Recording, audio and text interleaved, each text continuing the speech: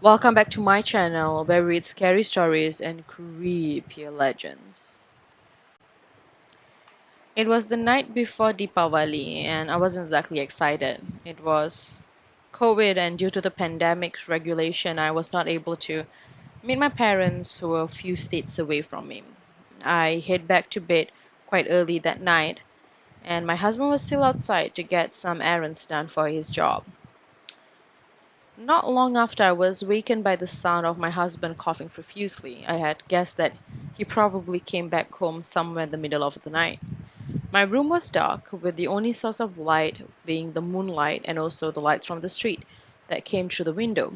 I frowned looking at the curtains wide open again. I had told Paul many times before to make sure that the curtains are closed before he came to bed. I still had my body facing the window. I took a quick glance and noticed that Paul's curled up body was in the blanket right next to me.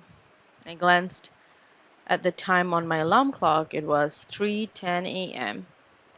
I tried looking for my phone. It usually would be right by my side, but it wasn't there.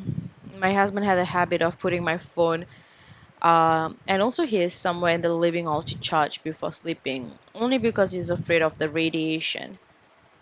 It's something. It was sweet that he cared so much, but yeah, whatever. Lights from the window kind of irritated me too much.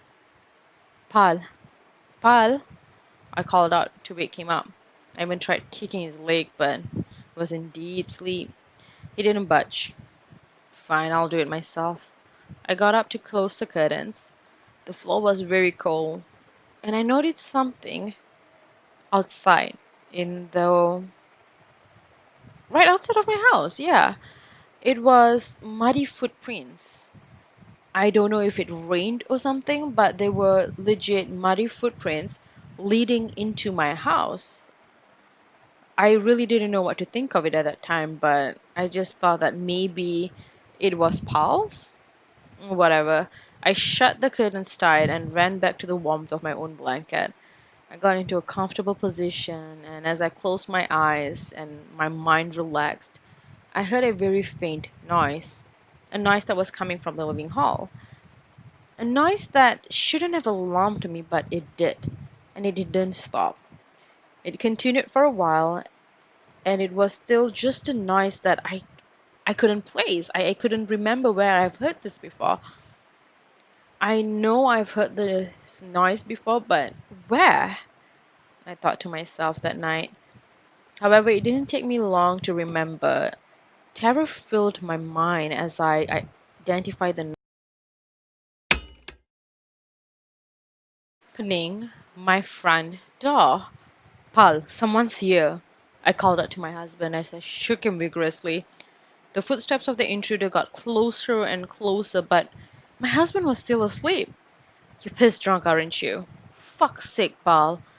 The footstep just grew louder. I hid into my blanket with just enough space right below my eyes so I can see what was going on.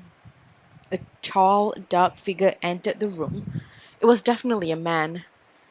I reached out to my husband's hand just to give out one final jerk, hoping to wake him up, but I couldn't find his hand. The intruder switched on the light. Babe? Paul asked me, confused. I was still hiding inside the blanket like a frightened child. Are you okay? He asked, concerned. I looked to my right. There was no one there. Thank you so much for listening, and also Deepavali Eve to all of my friends out there who is actually celebrating this joyous occasion. Please be safe and don't forget to subscribe.